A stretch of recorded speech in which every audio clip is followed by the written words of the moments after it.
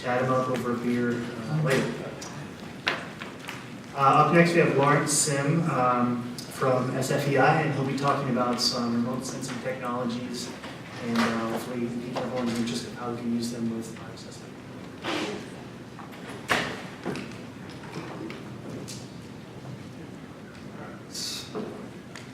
Hey, so I'm Lawrence Sim. I'm an application developer at SFEI, and I'm here to talk to you guys about one of our products for harmful algal blooms, which I think in this room I don't have to go over the importance of.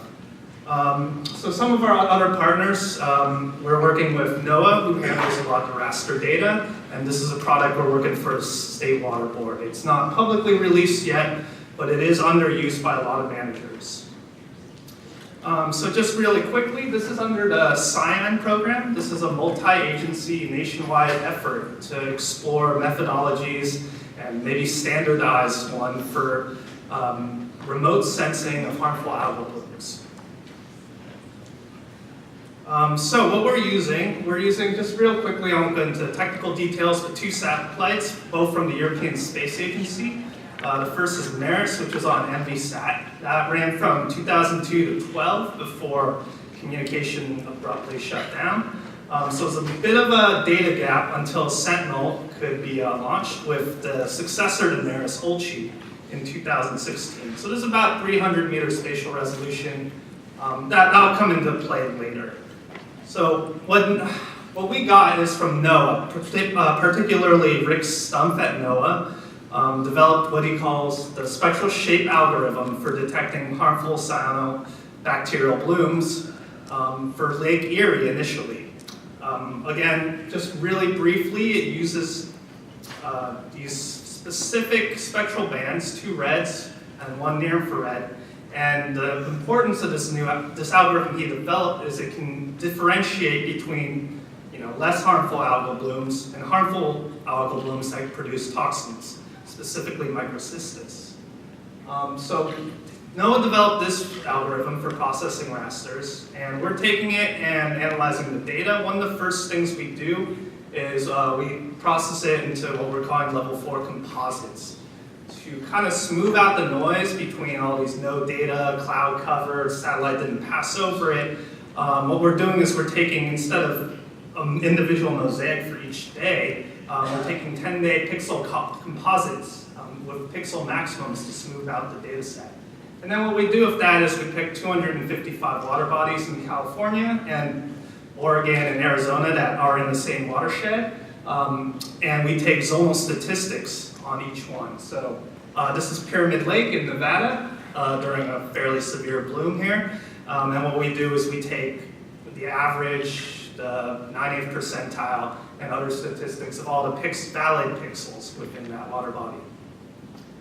So the first thing we did was with Maris. We had 10 years of data from 2002 to 12, and we started processing this data set. Initially, it was just these huge CSV tables, and we made a couple graphs so we could visualize what was happening. So this is an example of one water body in California, and you can see through our decade of data, you have 2 colors here, the black being the 90th percentile statistic, within that the light blue being the mean. And you can see here various blooms throughout the year, and you can try to suss out a pattern, but as you can see there's a lot of variance depending on rainfall and a lot of other factors. Another thing, we can take that and we can just stack it all on top of each other and try to get some seasonal trends. So this is the same graph, but we're just taking every year into one line and putting it over one annual span here. And the nice thing about, certain lakes are noisier than others, but this one you can tell has a very clear pattern. And you can also see certain years, for whatever reason, the peak was a little bit later than others. Some had a longer bloom season, some had shorter ones, some barely registered. So that's all well and good, but what we want to do now, especially once Olchi was up, is that we have all this new data coming in every day. And we want to do this sort of thing on demand and in a way that's useful for response to harmful algal blooms, which can pop up and disappear in a matter of just a couple days sometimes. So what we're doing, what we did is created a processing, I guess, suite that takes what we just did for this and does this daily for the new ULCI data. So what happens is we start with the European Space Agency, obviously in charge of satellite, and NOAA does the processing for us. So we get what we're calling these level 3 products, and that's provided by NOAA, and then that comes into our realm of SFEI.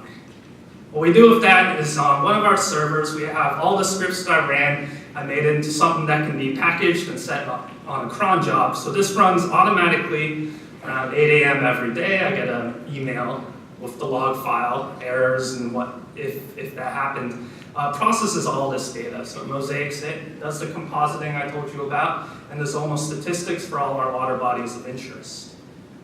So, as I said, we get the mosaics, we get the level 4 composites, and we get the stats. To visualize this, so we have all the products now for our visualization. So the stats gets updated into the Postgres database, and these products get shown on our web application. Our web app, which I'm going to kind of gloss over here, but if there's a little bit of time, I'll try to show you guys very quickly at the end, because it's kind of really pretty, so I want to show you that. And just real quickly, some technical details. We're using OpenLayers and D3 for interactive visualization, map server for displaying the rasters, and we also trying to tie it with in situ data as well. So we actually brought in a couple seed-in data points, some analytes that might be relevant, so you could layer it on top. And I'll show you that really quickly. Another thing we did is, since we're processing this every day and the numbers are going through a script, it made sense to have some triggers. So what happens is every day as it gets processed, we set certain threshold levels given by NOAA or the World Health Organization, and when any water body passes this threshold, it gets updated into a list, and we get these automatic email notifications. So if a new water body exceeds threshold, it'll be notified. And every week there's also a status report, one of which is shown right here, of lake stat we are currently tracking. Some are still above threshold, so they're still blooming. Some have recently bloomed. The second one there went from above into below, so it actually went out of a bloom.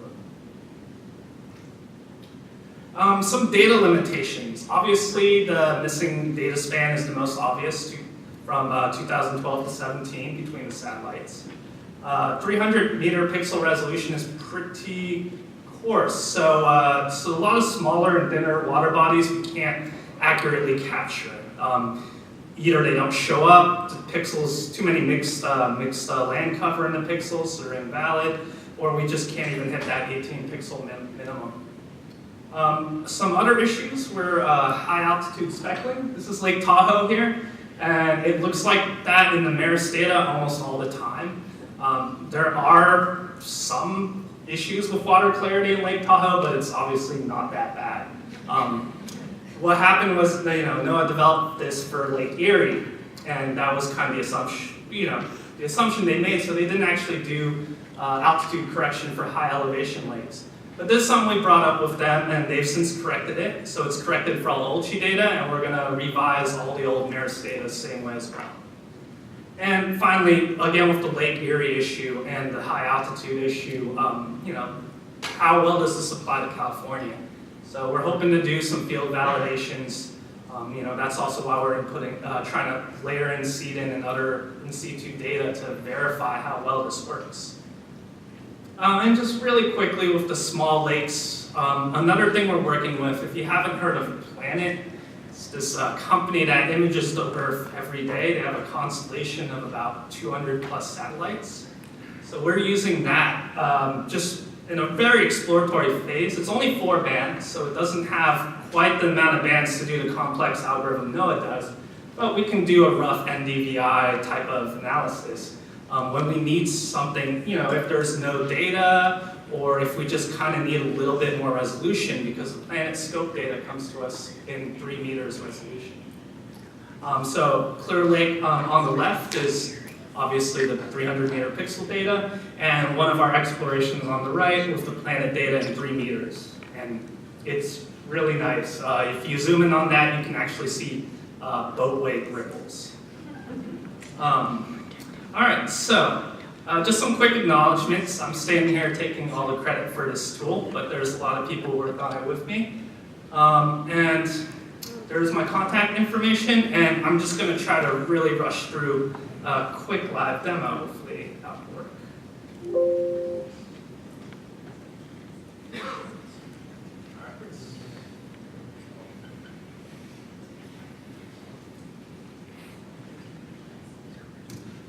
So I won't be able to explain everything that's going on. I'm just going to quickly go through what it looks like.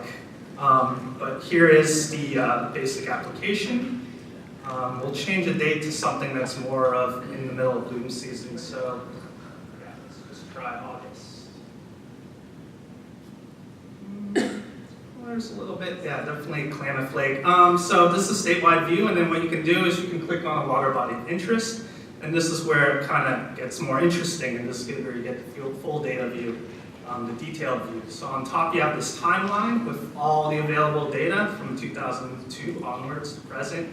You can slide around, change, look at different things. At bottom you have the water body statistics. You have the 90th percentile mean, pixel count in case that's relevant. Seed and out analytes, which I just really want to show you real quick. Increase that interval. So you go over here and you can choose some relevant analytes from seeding. So anatoxin, for example, and they show up as these diamonds. So in the ghosted out data here is the satellite data, and then you have these diamonds for the seed and analytes, which show up on the graph and the map, and they are linked. So if you hover over one, you should see diamond also get highlighted on the map. And vice versa. If you highlight one on the map, it'll highlight the seed and the analytes on the graph. So that's just really quickly. There's a lot more obviously in here, but this is a really powerful tool. And yeah, I'll take any questions.